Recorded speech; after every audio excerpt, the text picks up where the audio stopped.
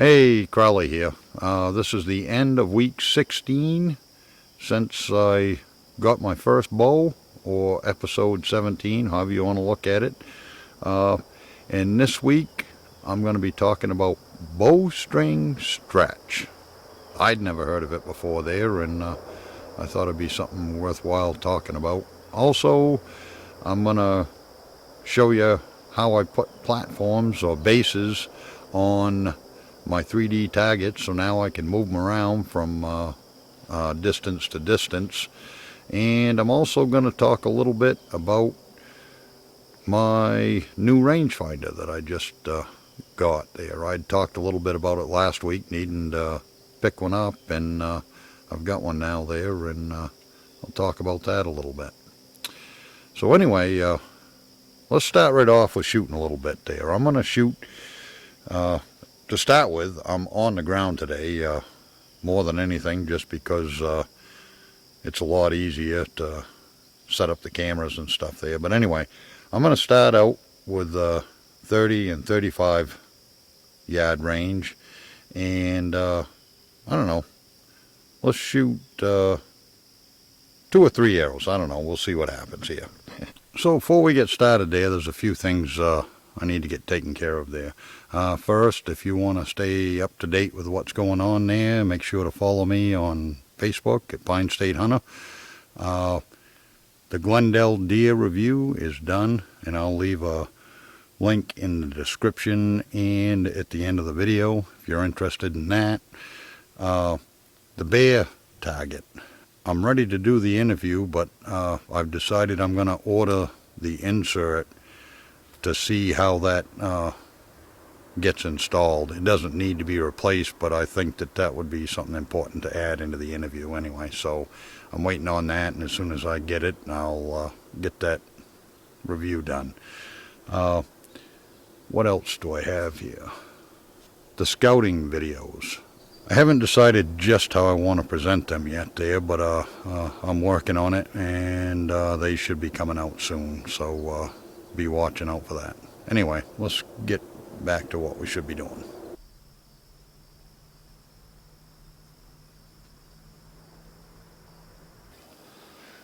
"30 yards.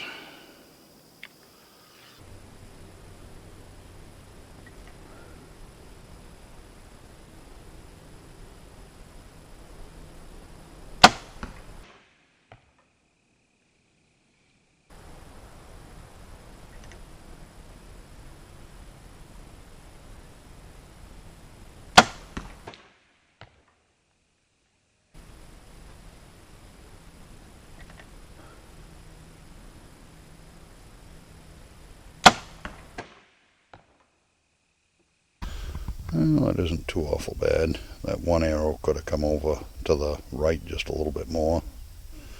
But I guess they're all in the kill zone anyway. Let's talk for a minute about bowstring stretch. What it is when you first get your new bow, the string or cables, whatever you want to call them, brand new, and apparently as you use them over time they'll stretch a little bit, and I guess at some point it gets to a certain point and it stops stretching. But here's the thing, as it stretches it loses a little oomph, if you will, and your arrows start dropping.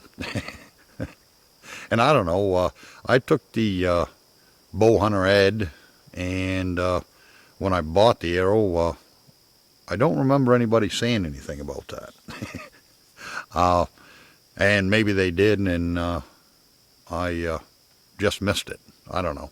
But to me, I mean, maybe everybody else knows about it and I just missed it. But to me, that's kind of important, you know. I'm not sure just exactly which episode it was in there, but after, I don't know, 3 or 4 weeks of shooting the bow, I don't know exactly, I was complaining about how the arrows had dropped, and almost, I don't know, 4-6 inches, something like that. And I thought it was something I was doing wrong, or it was something that happened to the sight.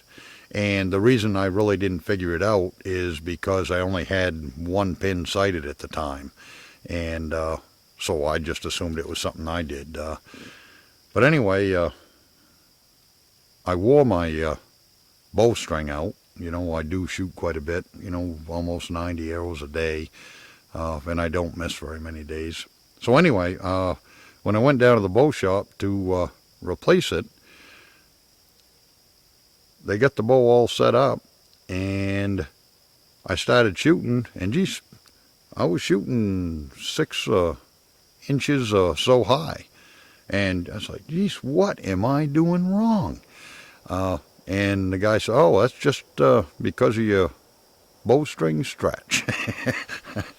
And sure enough, you know, he lowered the pin there, and I got it in about where it's supposed to be. And when I got home the next day, I had to adjust all of my pins because it was shooting high everywhere. So it's just something to keep in mind there. If you're starting to have a problem there, that might be what it is.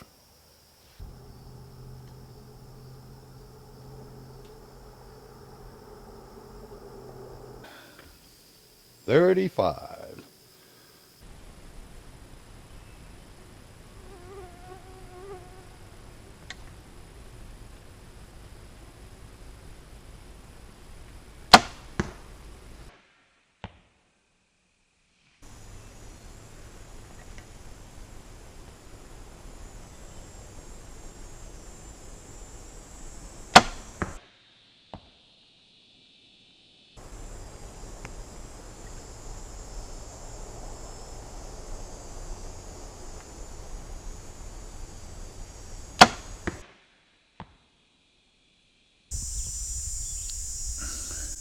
Well, it's better than last week anyway.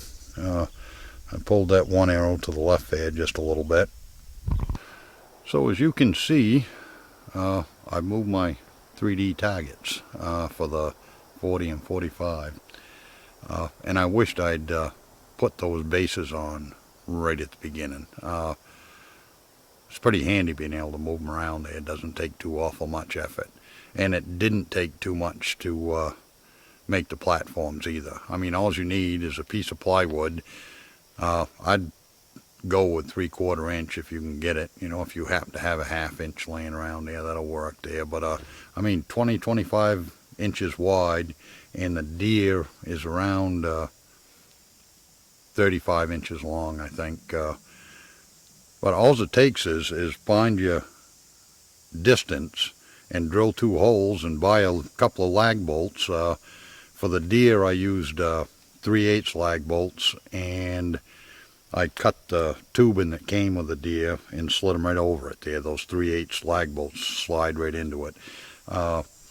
And with the bear, like I said, I had the 3/8 lag bolts right on hand there, so I just took a little piece of rubber tube in there and put it on there, then it made it go to 1/2 inch. But if you can find 1/2 inch lag bolts there, that'll work too. But you drill 2 holes in the plywood there, bolt your lag bolts with a washer on there, and then you just slide your deer or whatever you have for a 3D target right onto it. I mean, and then you can just drag them around wherever you want. You know, most of us aren't going to have a 3D target for every distance that we're shooting at, so I mean, that's pretty handy.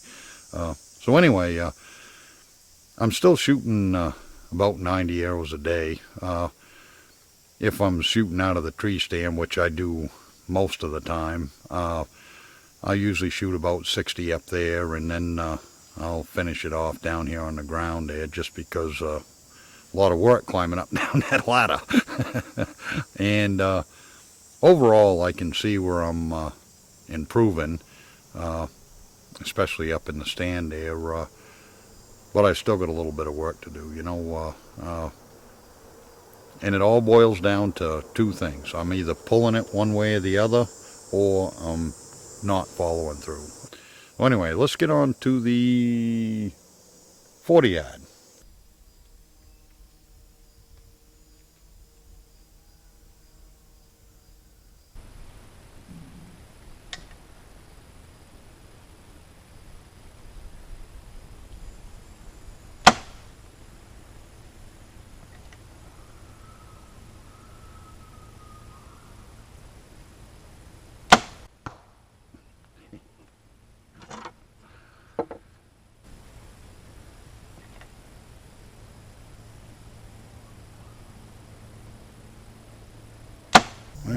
That ain't awesome. That pulled one to the left, and the other two are just a dite high, but not awful. Let's talk about the rangefinder there a little bit.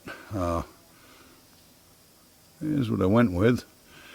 It's a Nikon Monarch 2000, and I didn't do a whole lot of research, but I did do some. And the reason that I went with this, there's a few. Number one, it will automatically adjust for the angle if you have it set that way. It's super easy to use. There isn't a whole bunch of numbers on there. It's not that complicated, and it's waterproof. And I'm pretty hard on equipment there, and I just thought that that was a feature that I should have. You know, it's pretty hard to tell just how it's going to do, but it's got a nice feel to it, and it seems to be accurate. It's pretty close to with what I had for measurements. I actually measured it out originally there with a tape measure there to see how my targets were set up.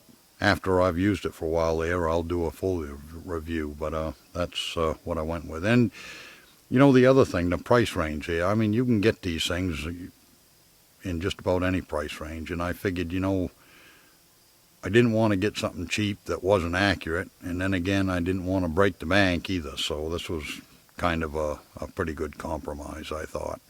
So anyway, when I decide whether or not I like it and how good it is or bad it is, I'll get a review done on it. Let's try the 45. And actually, I ranged it and it says 46, so and there's a little bank there, so I'm just going to leave it at the 46. So we'll see what we can do.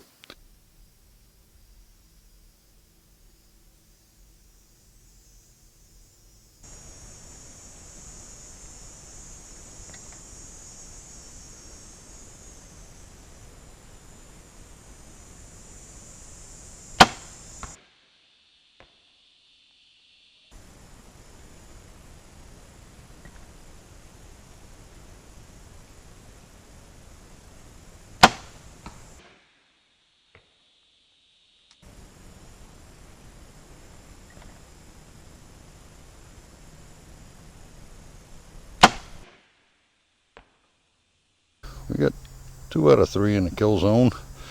That one there is a good miss, but getting there slow but sure. You know, along with shooting out of the tree stand there, sitting there and standing there, I've been practicing some in the evenings there just before it gets dark here. And one of the things that I'm having a problem with is that, especially my 40-yard pin, it's red, and once it gets towards dark, all I'm seeing is like a big reddish blob, and it's not very defined at all, and it's almost like a ring, and it makes it pretty difficult to see. But I am doing better than what I was when I originally started out doing it there, and out to 30 yards there, I'm pretty good right up till dark, and then when I start getting outside that, things go downhill some. But I'm going to keep on working on it. We got a few weeks left there. Maybe I can improve some. So anyway, let's get on to the 50 yard.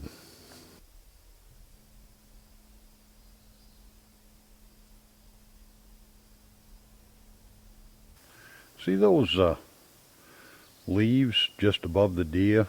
They're at about, I'd say, 5 or 6, maybe 8 yards in front of that deer. And it'll be interesting to see whether or not we hit him with that arrow there with the angle. We're going to try it anyway and see what happens. It'll be a good learning experience.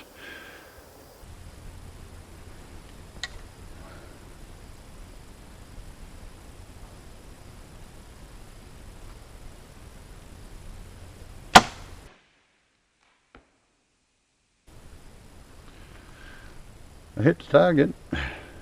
Also hit the leaves.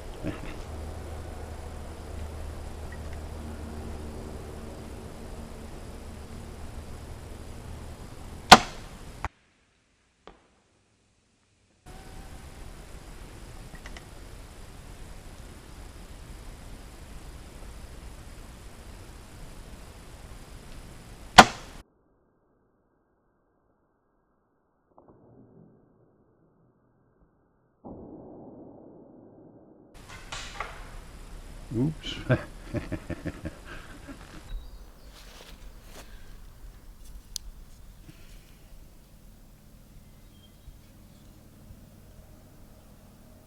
I've said this plenty of times before there, but when you do something like that to your arrow there, make sure you check it there, flex it, make sure there ain't no cracks or anything in it. Well, that certainly ain't spectacular there, but it ain't terrible. So after looking that over and seeing where the arrow hit, I would say if you're looking at the animal at 50 yards, you want at least bare minimum a foot of clearance above it, and maybe more like 2 feet. That right there, if you're looking at it, looks like maybe just a few inches to I'd say just about a few inches, or maybe even right even with the back. So I'd say anything between you and the deer has to be at least, a foot, probably even more than that. When that's on the tail end of the arc, where it's going into the animal there, out here in the middle is probably more like 4 feet you need. I don't know. But it's definitely something you want to be considering. So that's going to do it for this week there. I appreciate you taking the time to watch, and I hope maybe you learned something out of it. Don't forget to follow me on Facebook if you want to keep up to date with what's going on there. And I'll see you next week.